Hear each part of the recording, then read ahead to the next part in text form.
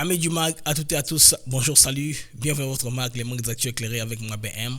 Toujours une joie et un très grand plaisir de vous savoir nombreux que vous êtes connectés en train de suivre le MAG et papier de par le monde. Dans ce MAG de ce matin, nous allons avoir un seul sujet, Nairobi, le piège diplomatique. Pourquoi l'RDC doit boycotter ce sommet de Nairobi?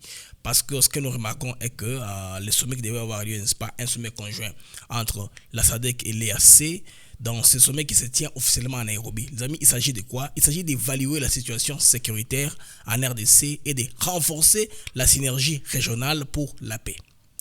Mais en réalité, c'est une opération de contournement. Donc un cheval de Troie diplomatique destiné à réhabiliter le Rwanda et à torpiller l'axe Doha-Washington. Initié par l'RDC pour sortir, n'est-ce pas, de l'occupation et du chaos imposé à l'Est par le Rwanda.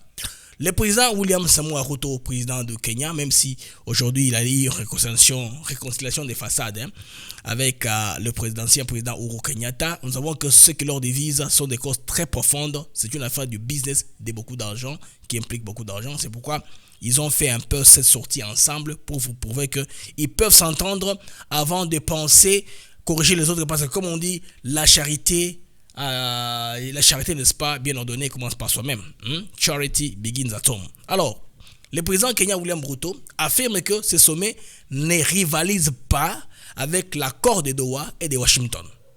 Il parle de complémentarité africaine.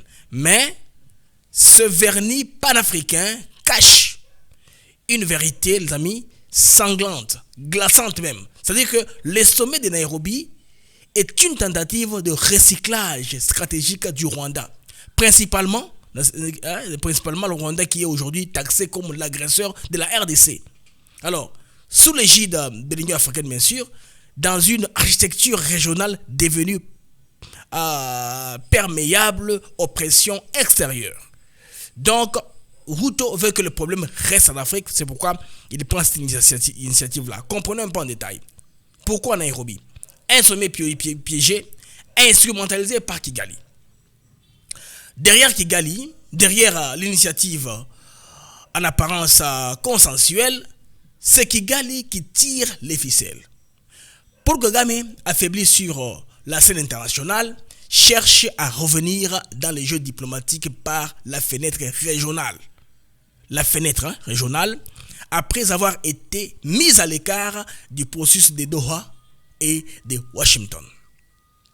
La SADC n'a pas oublié que Kagame a saboté toutes les initiatives de paix, infiltré des groupes rebelles et pillé les ressources congolaises. L'EAC est en crise, bien sûr, rongé par les contradictions internes, les accointances du Kenya avec Kigali. Vous vous rappelez de l'échec de l'ancien premier ministre kenyan Raila Odinga pour avoir les postes de la Commission de l'Union africaine. C'est parce que William Ruto, baptisé avec Kigali, et cette relation-là a fait que les blocs de la SADC puissent rejeter la candidature, n'est-ce pas, de l'ancien opposant Raila Odinga du Kenya. William Ruto, devenu le parrain diplomatique de Corneille Nangaa, ça il faut le dire ainsi, a offert le territoire kenyan comme base arrière à une rébellion, indirectement. Alors, ce qui constitue une provocation directe contre la souveraineté congolaise. Et puis en plus, le PDG de Kenya Airways venait d'être expulsé de Kinshasa depuis le mardi passé par l'Afrique du Sud. Pourquoi? Il a permis à ce que les gens habitant les territoires rebelles puissent venir avec les tenants de passeports qui sont illégaux pour entrer à Kinshasa. Les Congolais, on les a épargnés, mais on a plutôt expulsé le numéro 1 de Kenya Airways. Donc une tension diplomatique est actuellement forte entre Kinshasa et Nairobi. Ce prétendu sommet africain est donc un outil de légitimation déguisée qui vise à réinsérer le Rwanda dans les négociations sans aucune contrepartie sécuritaire, sans retrait militaire, sans justice pour le crime commis en RDC, c'est tout dans sa partie Est. Le boycott stratégique est important. Pourquoi Kinshasa doit refuser de participer, les amis, à ce sommet-là? C'est dans un contexte de rupture diplomatique avec le Kenya, comme je venais de le dire si haut. Depuis le soutien public du gouvernement kenyan à Corneille Nangaa, En violation flagrante des principes de non-ingérence, le Kenya n'est plus un acteur neutre dans le conflit RDC-Rwanda. Un boycott stratégique est requis. Pourquoi Kinshasa doit refuser de participer? Un contexte de rupture diplomatique avec le Kenya. Oui, c'est vrai. Depuis le soutien public du gouvernement kenyan à Kone Nanga, en violation flagrante des principes de non-ingérence, le Kenya n'est plus un acteur neutre dans les conflits RDC-Rwanda. Y participer, ce serait cautionner un facilitateur partiel hostile à la souveraineté congolaise. Et puis une tentative de torpillage du processus de Doha et de Washington.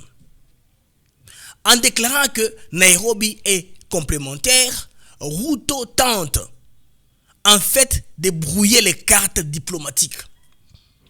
Il cherche à affaiblir les accords de Washington du 27 juin 2025 et la déclaration de Doha du 19 juillet, qui sont aujourd'hui les seules feuilles de route crédibles ayant reçu l'aval des États-Unis, du Qatar, de l'Union de l'ONU, n'est-ce pas, et de l'Union européenne.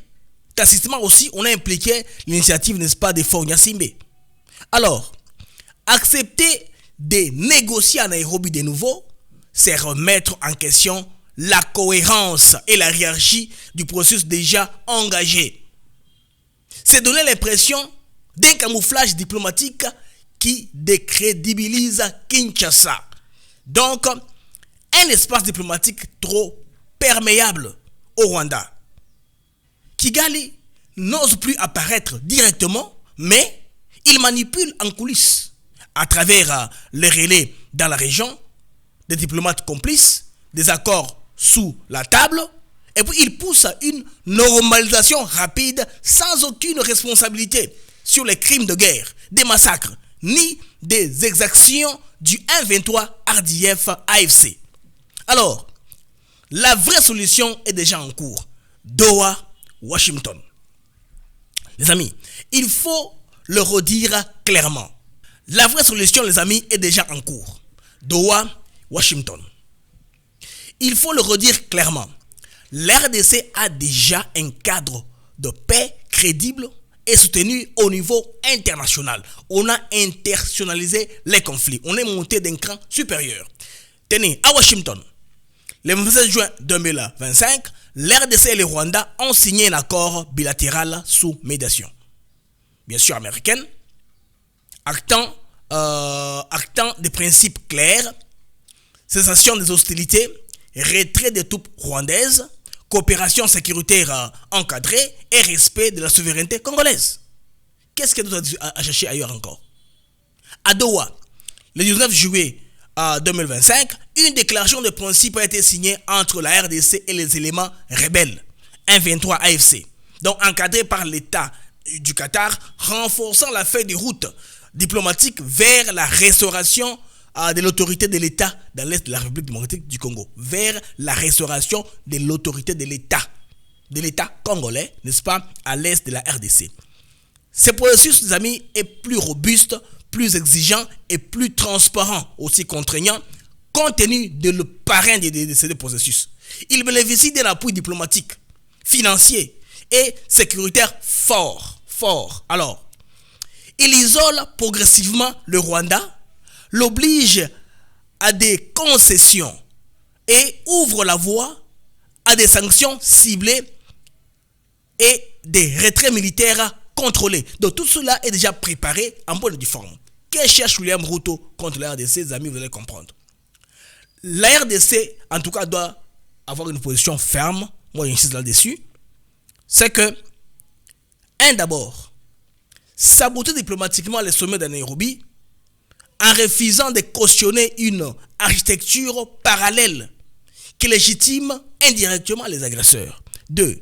Mobiliser les partenaires de Doha, de Washington, pour rappeler que toute médiation parallèle affaiblit les processus existants. Les Américains d'ailleurs ont parlé de forum shopping au Conseil de sécurité des Nations Unies. 3. Dénoncer publiquement le rôle ambigu du Kenya et exiger de la SADC une clarification sur l'implication réelle du Rwanda dans cette nouvelle tentative de dialogue. Emerson Mnangagwa, entre parenthèses, c'est la porte qui a fait que les Rwandais entrent dans la SADC. Emerson Mnangagwa, le président zimbabwéen, réaffirmait devant l'OIWA, l'ONU, que le seul ou la seule base de légitimité, n'est-ce pas, légale des négociations demeure le double cadre d'Ottawa-Washington. Aujourd'hui, endossé, n'est-ce pas, avec la garantie internationale solide. Alors, en conclusion, chers Congolais, chers compatriotes, vous tous qui êtes des papiers à travers le monde, vous tous qui suivez les mags des actus éclairés, en somme les amis, Nairobi n'est pas un sommet pour la paix. C'est un théâtre. C'est une vitrine. C'est une vision diplomatique orchestrée par ceux qui veulent sauver le régime de Paul Kagame. Sans paix, sans justice et sans vérité. La RDC doit se montrer ferme, cohérente et vigilante. Elle ne doit pas laisser Kigali se redéployer sous couverture régionale, ni accepter que ses propres sacrifices militaires, diplomatiques soient réduits en néant par une diplomatie parallèle infiltrée. Non, Nairobi, oui, Doha, oui à la souveraineté, oui à Washington. Les amis, c'était pour moi un très grand plaisir de vous avoir eu dans ces mags en bref, avec un seul sujet, la raison pour laquelle l'RDC doit boycotter ou, c'est pas moi, négliger les sommets de l'EAC SADC qui devraient avoir lieu à Nairobi, c'est très important. William Ruto est en train de chercher une porte d'entrée honorable pour Kagame, ses poulains, Kabila et tout le monde, tout ce que vous connaissez. Alors, je vous prie de mettre le j'aime, je vous prie de liker la vidéo, je vous prie de partager la vidéo davantage, parlez-en aux amis, on se revoit à la prochaine. Au revoir les amis, à plus tard.